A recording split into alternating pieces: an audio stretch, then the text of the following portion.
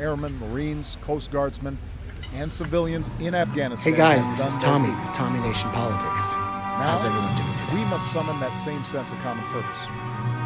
We The must give our Taliban veterans released and a military video families on the support they Saturday deserve. showing drone footage of a suicide attack this month in Afghanistan. The use of video captured by what is likely a commercial remote-controlled helicopter drone is unusual for the Taliban. The video purports to show a Taliban fighter driving a Humvee and a vehicle driving towards what is said to be the police headquarters in Nawa district of Helmand province on October 3rd. The militants took control of the district on that day, and the suicide bomber killed the district police chief and other officials.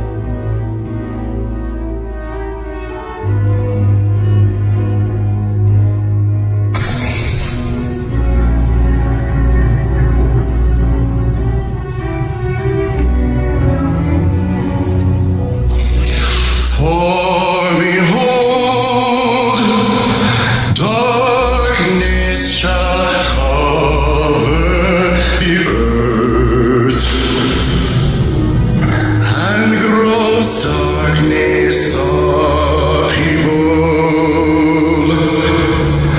and gross darkness the people,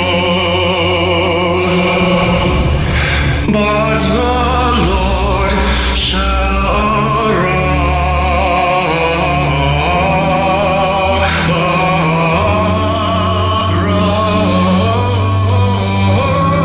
upon thee, and his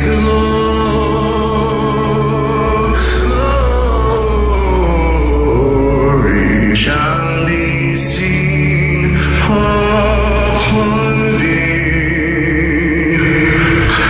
and his glory shall be seen upon thee, and the Gentiles shall come to thy light, and kings to the brightness of thy rising.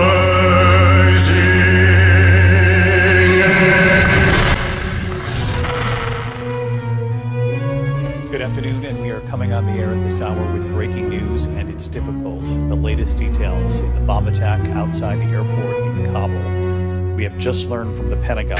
This is their statement. We can't confirm the number of U.S. service members were killed in Kabul airport, a number of others are wounds, a number of Afghans fell victim to this attack. Looking at very difficult things coming from this. The people that walk in darkness have seen a great light, have seen a great light. The people that walk in darkness have seen a great light.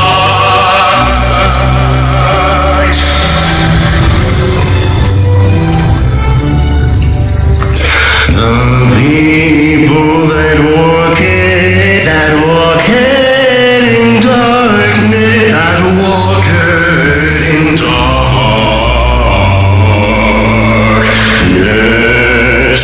the people that walk in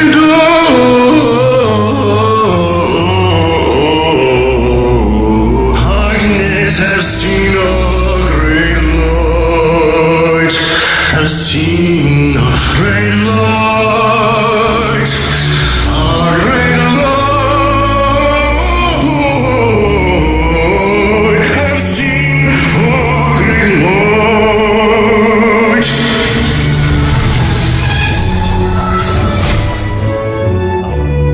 We have just learned from the Pentagon. This is their statement. We can confirm that a number of And they that dwell in the land of the shadow of death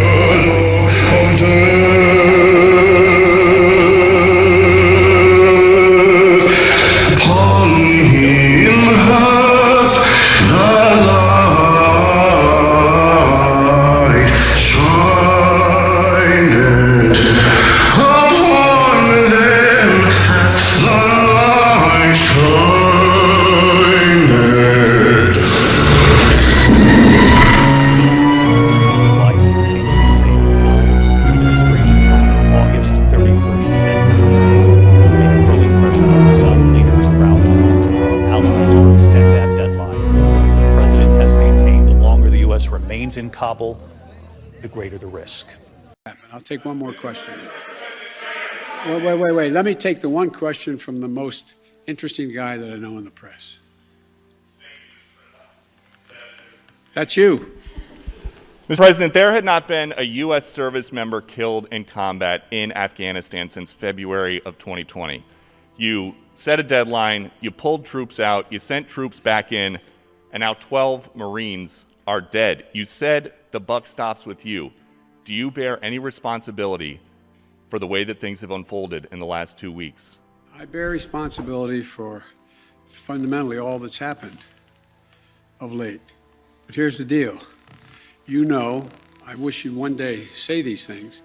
You know as well as I do that the former president made a deal with the Taliban that he would get all American forces out of Afghanistan by May 1. In return, the commitment was made, and that was a year before. In return, he was given a commitment that the Taliban would continue to attack others, but would not attack any American forces. Remember that? I'm being serious. No, I'm asking you a question. Because before... No, wait a minute. I'm asking you a question. Is that accurate, the best of your knowledge? What? Do you think that people have an issue with pulling out of Afghanistan or just the way that things have happened?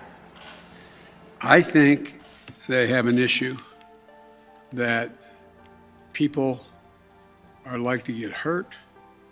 Some, as we've seen, have gotten killed, and that it is messy.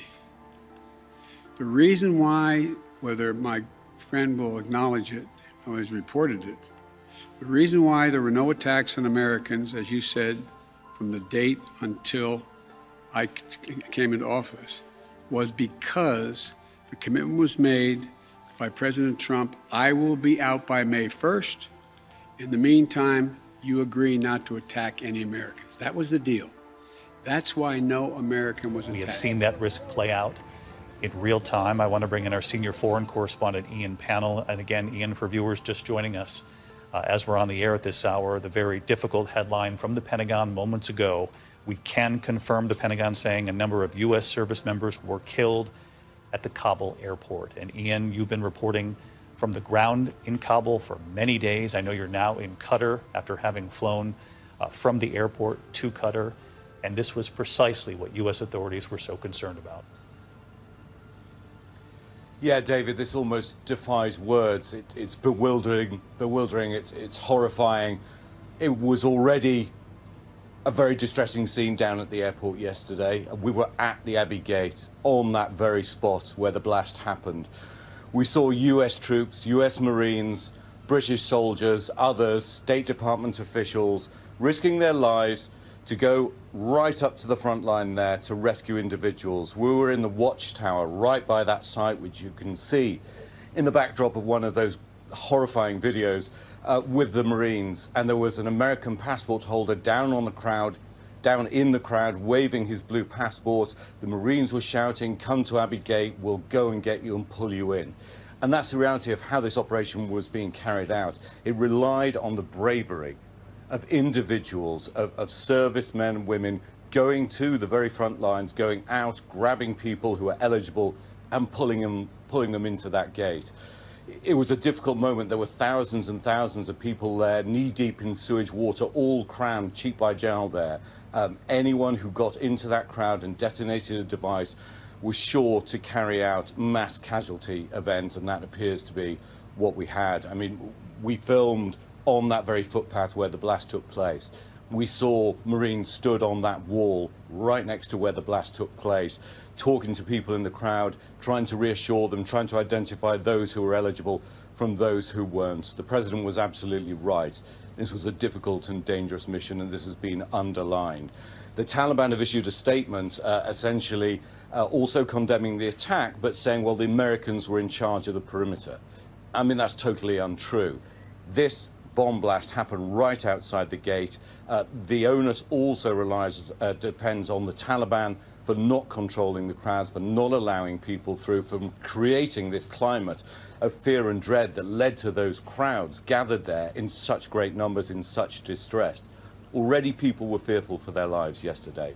Already people felt this was their only option. They were ready to risk everything just to try and get through, many clutching papers saying they had the right to come through. They'd been told by the State Department. And today it just got worse. Those gates we think are now closed. What it means for the evacuation mission, we don't quite know, but it's hard to continue that process when everybody involved has been so affected by what's going on. I spoke to one State Department official who's based there on the ground, telling me all their staff are okay, that they're all just in shock.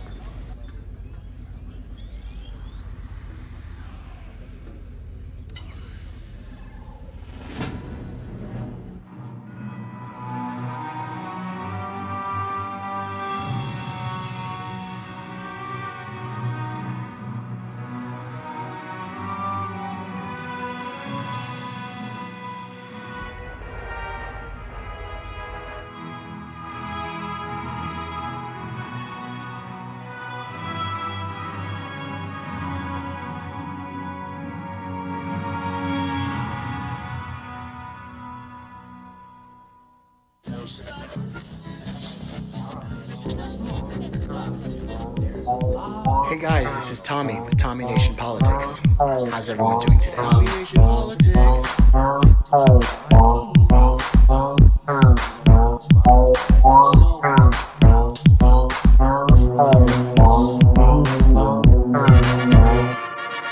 Just 11 months on the job, and he's now a Nobel laureate.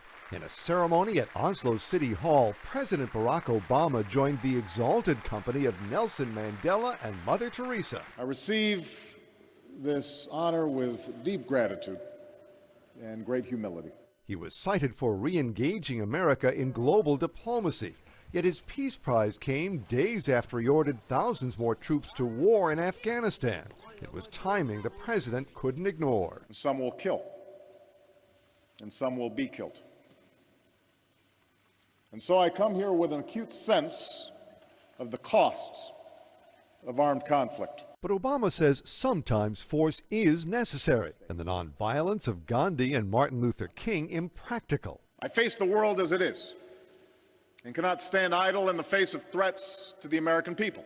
Outside the ceremony, some begged to differ. This Peace Prize is a slap in the face to us, all of us. All of us who have been working and sacrificing for true peace for years. Many wondered if Obama's way is really all that different. But most Norwegians wanted to cheer Obama on his special day.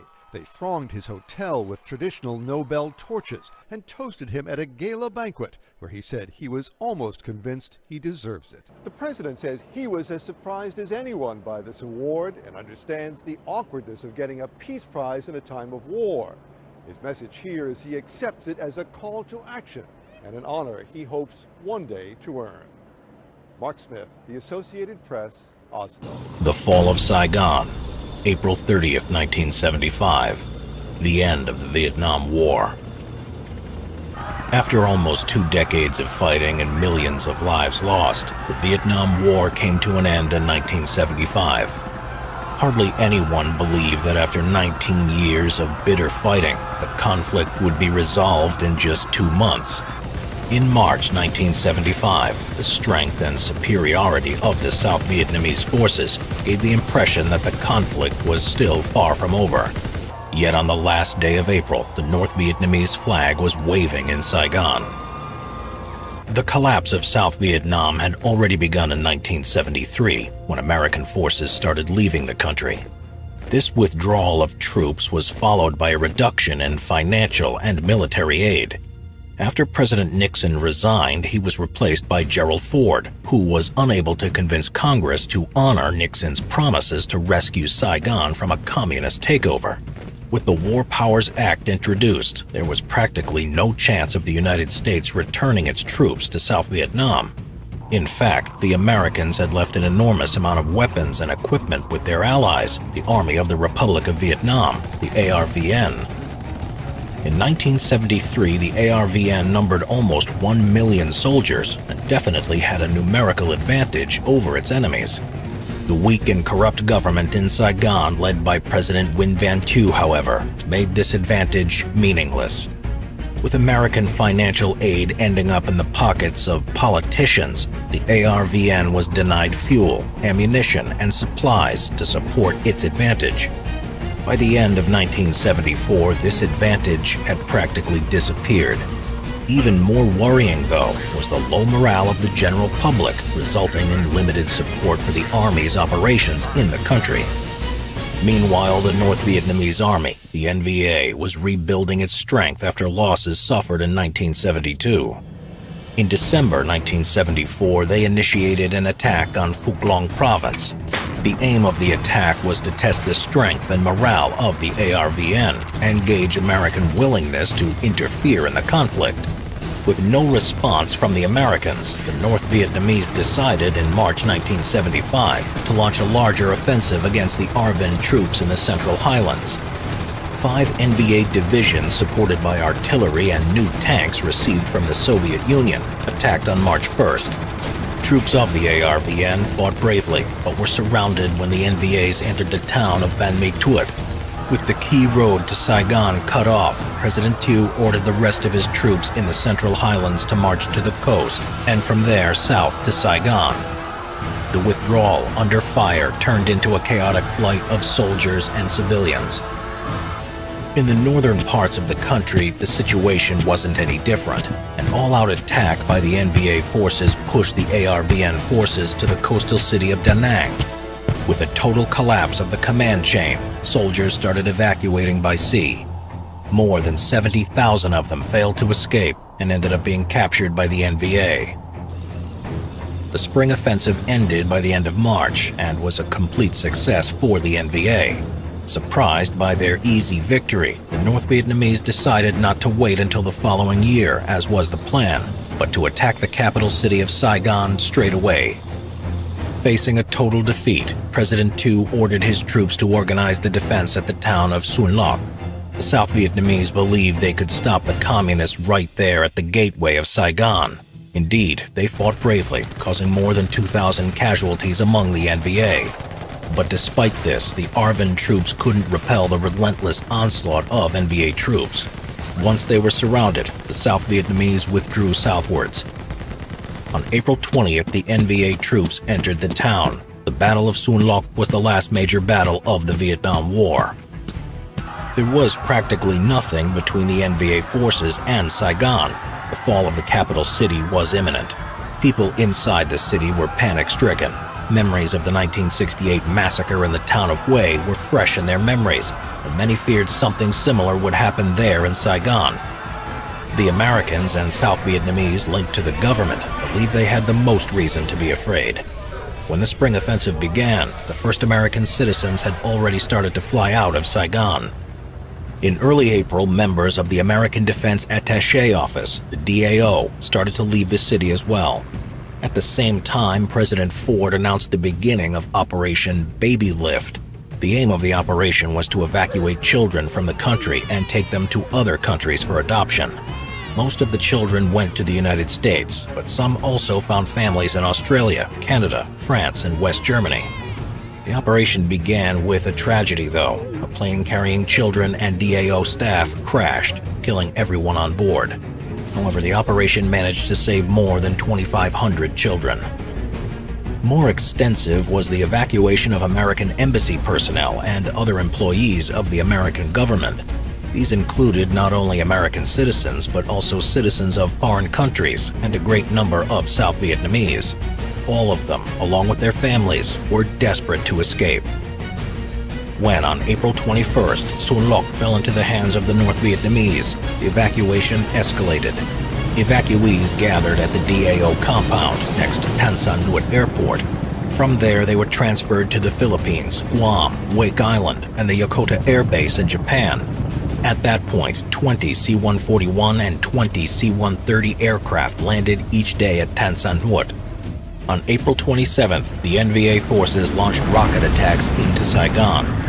On the following day, 3 A-37 Dragonflies of the North Vietnamese People's Air Force bombed the Tan Son Nhut Air Base. The attacks continued into the early morning of April 29th. U.S. Ambassador Graham Martin, who was in charge of the evacuation, decided to call off all fixed-wing evacuations. He called for Operation Frequent Wind to begin, the evacuation by helicopters. A helicopter evacuation was already planned as an option. There was an established map of assembly areas, and when the evacuation signal was transmitted on the Armed Forces radio, the prepared code, "The temperature in Saigon is 105 degrees and rising," was read out, followed by the playing of the song "I'm Dreaming of a White Christmas." After the evacuation was initiated, buses picked up evacuees from assembly areas and transferred them to the DAO compound. From there, helicopters from the Naval Air Force and CIA-controlled Air America flew evacuees to one of the 11 ships of the Task Force 76, which were joined by the USS Hancock and the USS Midway aircraft carriers. The NVA anti-aircraft batteries avoided firing at American aircraft. They didn't want to provoke any response from the Americans that would jeopardize their operation. They did, however, continue to shell the airstrip and the DAO compound. It was only a matter of hours before the compound would fall into the hands of the North Vietnamese. By the evening, it became impossible for the evacuation of DAO to continue, and helicopters were rerouted to the U.S. Embassy in Saigon. 30 minutes after midnight on April 30th, the last of the Marines protecting the site left the DAO compound, but only after they had set it on fire. More than 10,000 people gathered in front of the embassy waiting to be evacuated. Unfortunately, there was no time for all of them to be saved, even though every 10 minutes one CH-46 and CH-53 were landing and taking off in the embassy. With NVA troops already entering the city, the evacuation had to be completed fast. The last of the Marine security guards took off from the embassy rooftop at 7:53 a.m.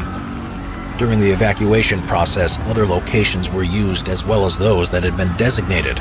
One Air America Bell 205 helicopter landed on the rooftop of the Pittman apartment building at 22 Zalong Street to collect a South Vietnamese intelligence officer, along with several other evacuees. Some South Vietnamese even used their own aircraft to get out of the city as well, especially military figures and their families. Several South Vietnamese helicopters landed on ships of the Task Force 76. Each of them was thrown overboard to make room for the other helicopters that were coming in.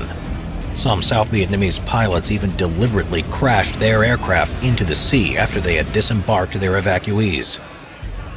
After the fall of Xuân Loc, President Thieu was forced to resign on April 21st. He was succeeded by Vice President Tran Van Huong, who also resigned 7 days later. The last president of South Vietnam was General Duong Van Minh. After suffering such a series of defeats, the ARVN was in a state of chaos. What was left of it, under the command of the 3rd Corps, organized the defense of Saigon. On April 27th, the first rockets fell on the city, marking the beginning of the Fall of Saigon. The following day, the NVA troops were already on the outskirts of the city. Officers and soldiers of the ARVN defending the city were reluctant to fight and were surrendering en masse to the NVAs. On April 30th, a final push was made to seize the city. ARVN soldiers guarding the Tan Son Nhut Air Base put up a fierce defense against the NVAs. They withdrew from the base only after President Minh announced the unconditional surrender of his forces at 10:24 a.m. At noon, NVA tanks stormed the presidential palace. Inside was President Minh, sitting with his counselors on chairs on the palace steps, waiting to hand over the government. Later that day, he announced in a radio broadcast that the Saigon government was now dissolved. On May 7th, NVA troops held a victory parade in the streets of Saigon, which was renamed Ho Chi Minh City after the late North Vietnamese leader. The fall of Saigon on April 30th, 1975, marked the end of the Vietnam War after 19 and a half years. Afghans want to assert their sovereignty and build a lasting peace. That requires a clear timeline to wind down the war. Others will ask, why don't we leave immediately? That answer is also clear. We must give Afghanistan the opportunity to stabilize. Otherwise, our gains could be lost, and al-Qaeda could establish itself once more. And as Commander-in-Chief, I refuse to let that happen. As we emerge from a decade of conflict abroad and economic crisis at home, it's time to renew America. An America where our children live free from fear and have the skills to claim their dreams. A united America of grit and resilience, where sunlight glistens off soaring new towers in downtown Manhattan, and we build our future as one people, as one nation. Here in Afghanistan, Americans answered the call to defend their fellow citizens and uphold human dignity. Today we recall the fallen and those who suffered wounds, both seen and unseen.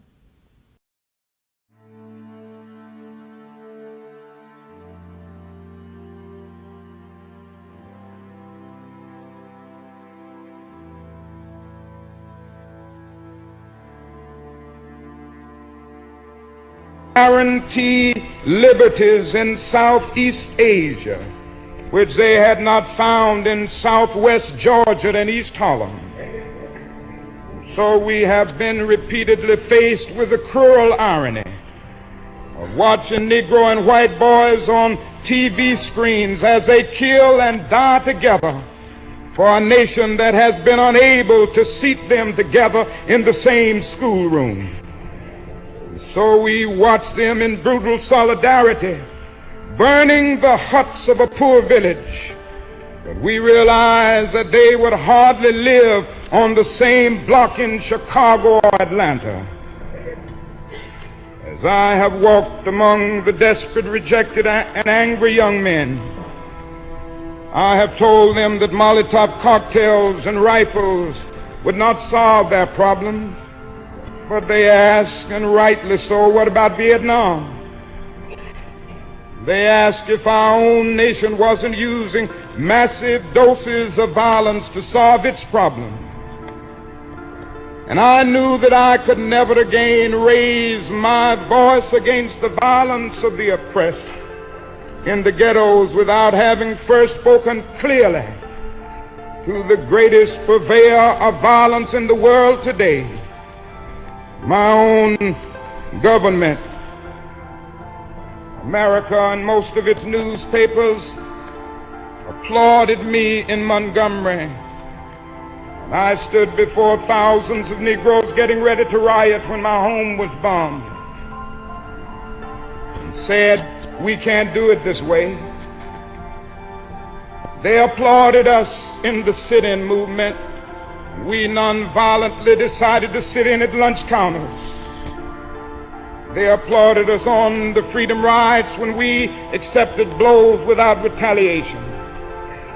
Oh, the press was so noble in its applause and so noble in its praise when I was saying, be nonviolent toward Bull Connor.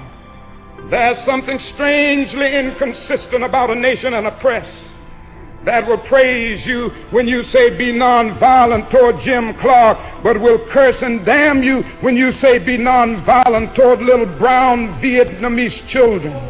There's something wrong with that press. Hey guys, this is Tommy with Tommy Nation Politics. How's everyone doing today?